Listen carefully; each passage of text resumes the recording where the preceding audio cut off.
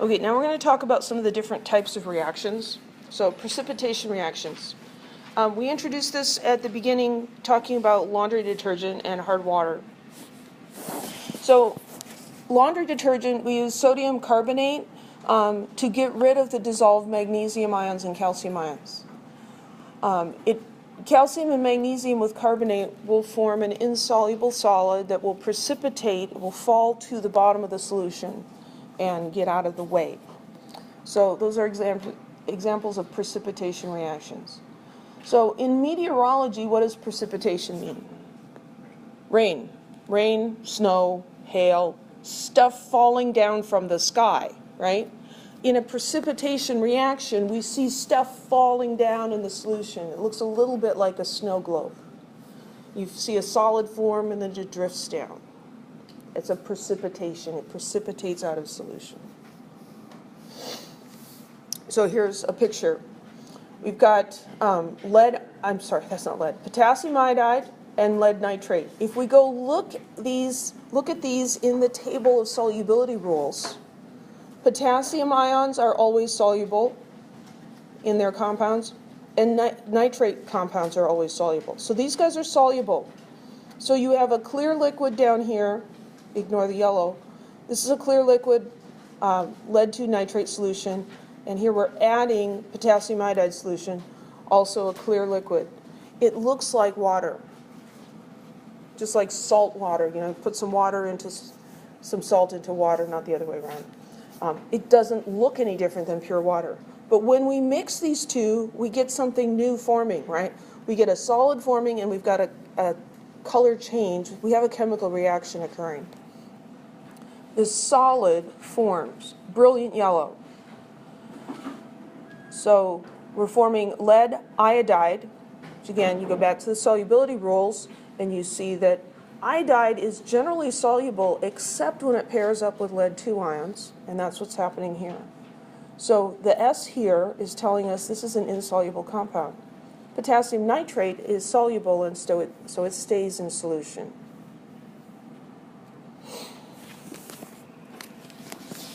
When you mix two aqueous solutions, you do not always get a precipitation reaction. If you mix potassium iodide and sodium chloride, nothing happens. There's no chemical reaction. There's a physical change because you mixed the stuff up, but there's no chemical change. Because the products that these would form, potassium chloride and sodium iodide, those compounds are both soluble, and so there's no precipitate that forms.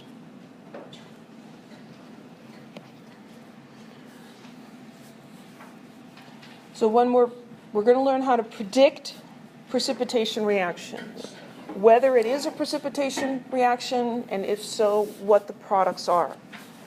Only insoluble compounds form precipitates. That's why we had to learn about the rules of solubility. When you have a precipitation reaction, you've got two solutions with soluble compounds. You're mixing them together, and an insoluble compound is formed. So let's look at this a little more closely. So this is that same example of potassium iodide and lead nitrate. So potassium iodide is soluble, and so in this solution we have iodide ions and we have potassium ions, and they're separate. I've told you before that I think of the metals as masculine and the nonmetals as feminine. So I think of this as two people, a guy, potassium, and a girl, iodide.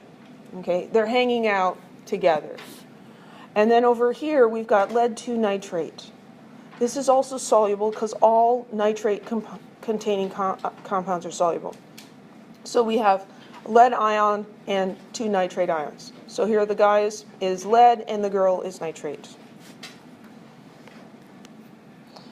When we mix, so this is like these two couples, they're just friends, guy-girl friends, and they come together to a party. So those two beakers are poured into this one beaker, and so here's potassium, and there's lead, and here's iodide, and here's nitrate, and they're mingling around at this party, right? Well, is potassium super attracted to iodide? No.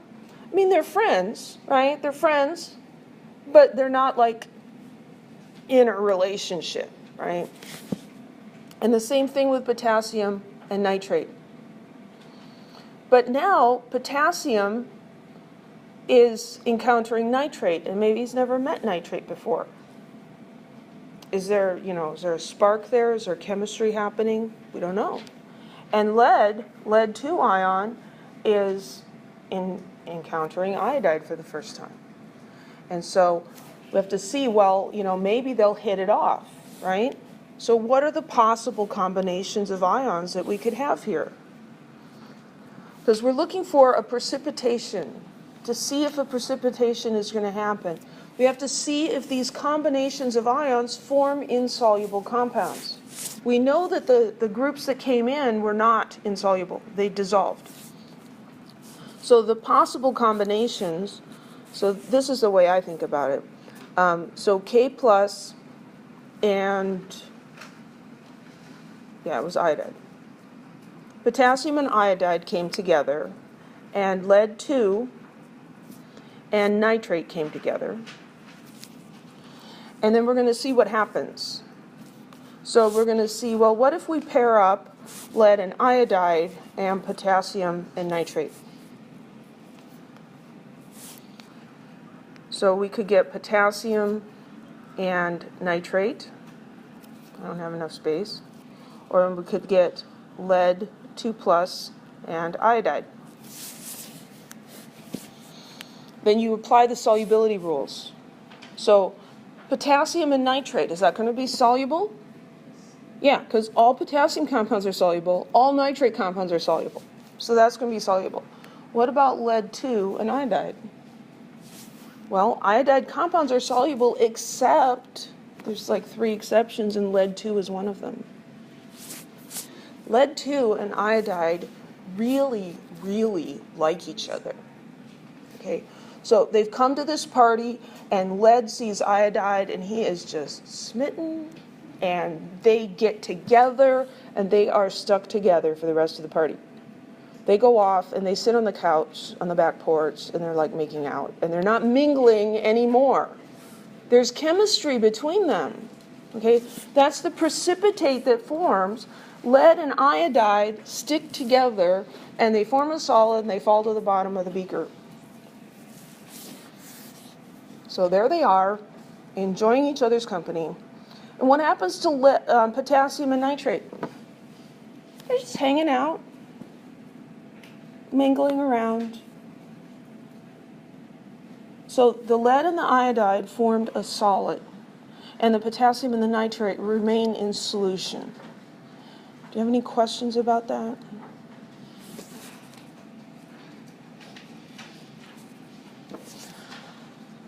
So, writing equations for precipitation reactions. Instructions. So, write the formulas of the 2 compounds being mixed as reactants in a chemical equation. And then you make the line. Below the equation, write the formulas for the ions with their charges. And then exchange the anions and rewrite the formulas on the product side, and use solubility rules to decide if either of the new pairs of ions is insoluble. So sometimes nothing happens. You get, these people come into a party, and nobody is really attracted to anybody else. It's okay. They're just mingling around. Then there's no chemical reaction. And so you don't have to finish the equation or balance it. You just write no reaction. Sometimes we get even lazier, and instead of no reaction, we just write capital N, capital R. That stands for no reaction. If one or both pairs is insoluble, then you have to write the formulas out. You have to indicate the states. Aqueous if it's soluble, S if it's solid, an insoluble product. Then you need to balance the equation. So let's practice. Write an equation for the precipitation reaction that occurs, if any, when solutions of potassium hydroxide and nickel 2 bromide are mixed.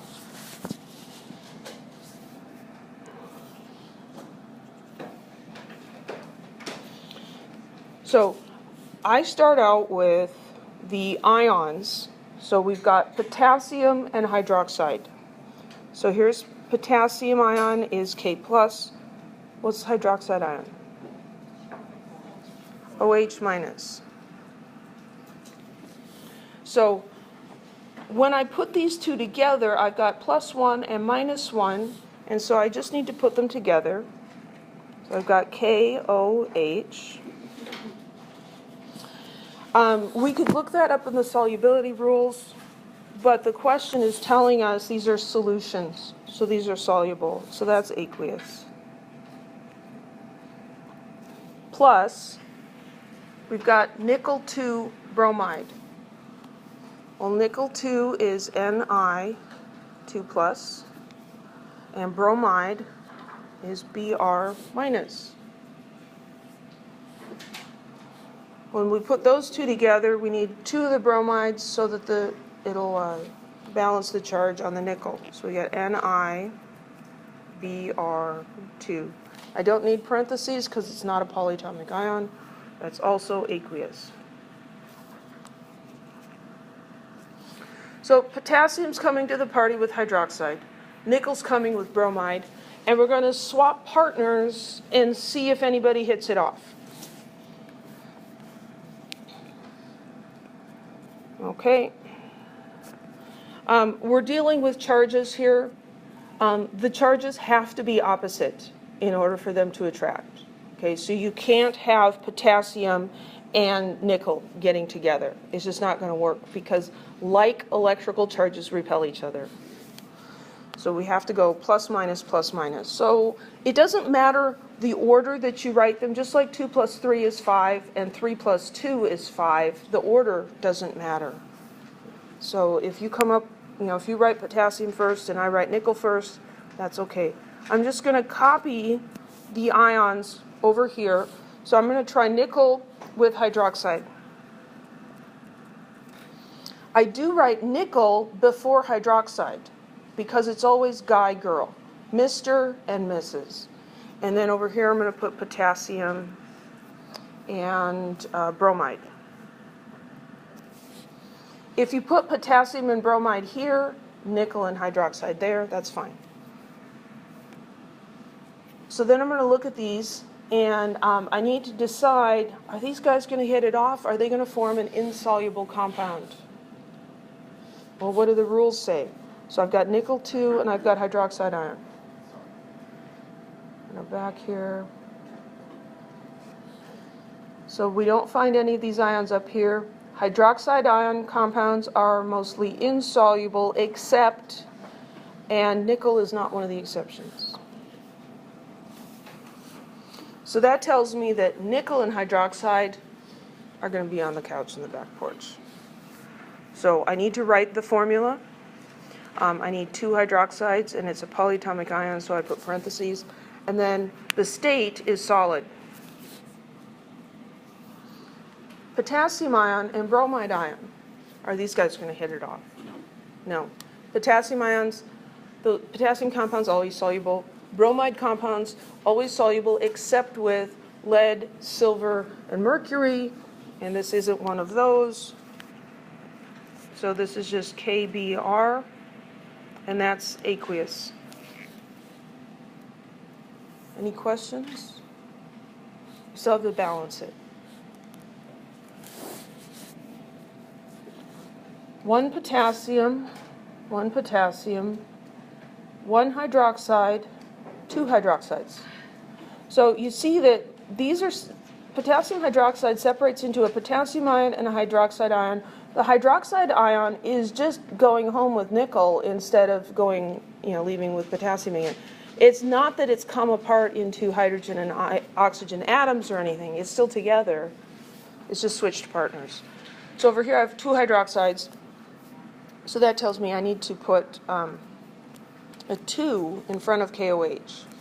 So there's 2 hydroxides now and 2 hydroxides. That messed up the potassium. 2 potassiums, over here I only have 1, so I need to put a 2 there. So I've got 2 potassiums. And then let's look at nickel. There's 1 nickel and 1 nickel. 2 bromines and 2 bromines. There we go.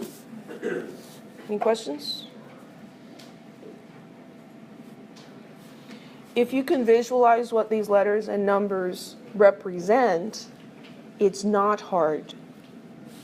If you can't visualize that, it's some weird, tricky game that nobody will explain the rules to you. So if this is not making sense to you, ask me in lab, and I'll get a model kit out, and we'll do it with balls and sticks. And then you can see, oh, this is what's happening, and I've got all of these pieces. I'm just taking them apart and rearranging them to make these things. And we can't lose any atoms, and we can't gain any atoms. That's what balancing an equation is about.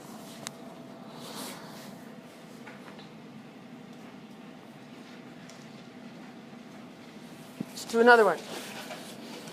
Ammonium chloride and iron 3 nitrate. So let's start with the ions so that we can write the formulas. So the first one, ammonium chloride. Well, ammonium is NH4 because you memorize it.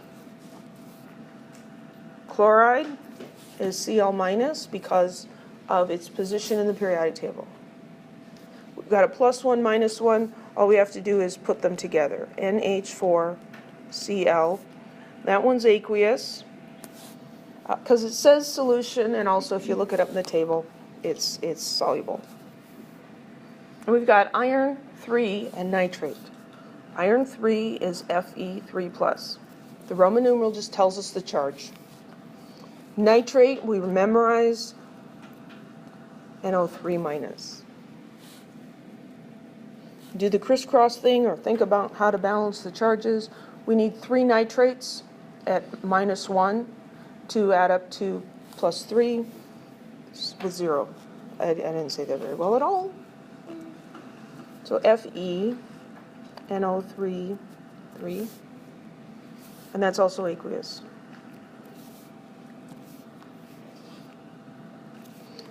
Now we want to swap partners. So we're going to see if ammonium and nitrate hit it off. I'm going to put ammonium. Is there an order that they go first on that side? No, there's not. So over on this side, if you want to do iron and chloride first and then ammonium and nitrate, that's absolutely fine. The order that matters is it's always cation first, then anion. It's Mr. and Mrs. So you could put Mr. and Mrs. John Smith here and Mr. and Mrs. Dave Hanselman there, or you could switch them around and put Dave here and John. Anyway, what am I doing? So ammonium and nitrate. And then iron 3 and chloride.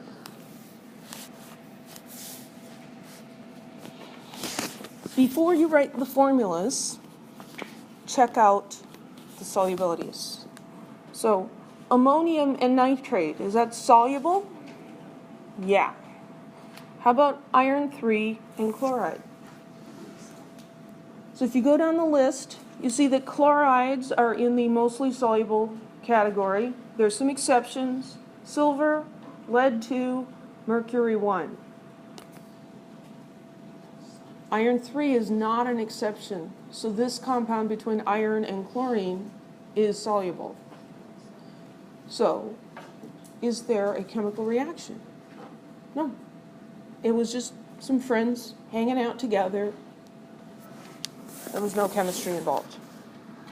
So all we have to do is write NR, no reaction. It's always fun when that shows up on a test. Oh, yes. Any questions?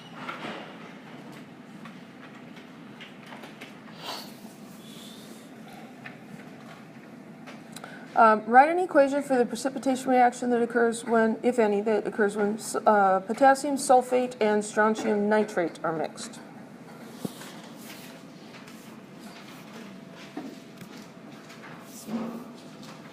So I'm going to go through this one a little faster, and if you want it slower, you can watch it on YouTube later. Potassium sulfate. So potassium is K+, sulfate is SO4, 2-. To put those two together, I need 2 potassiums and 1 sulfate, and that's aqueous. Strontium nitrate. Strontium is in group 2, so it's Sr2+, and nitrate is NO3-. So that's going to be SrNO3, 2, and that's going to be aqueous. And then to predict the products, we swap partners. Strontium with sulfate, potassium with nitrate. So potassium and nitrate together, strontium and sulfate.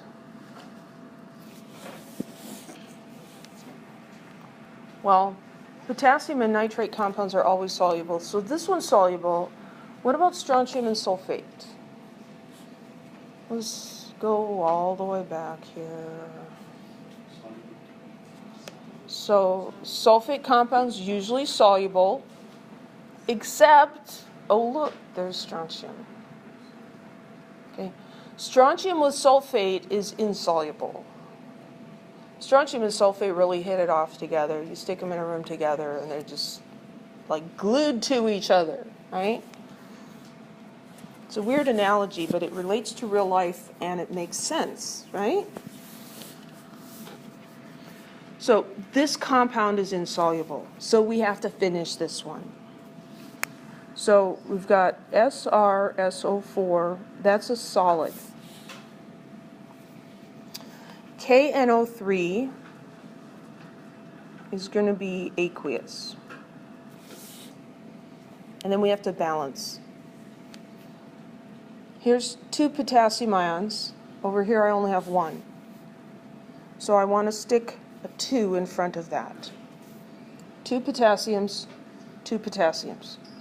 Here I have 1 sulfate, and over here I have 1 sulfate. Here's 1 strontium and 1 strontium, 2 nitrates, 2 nitrates. Precipitation reactions are generally pretty straightforward to balance. Any questions?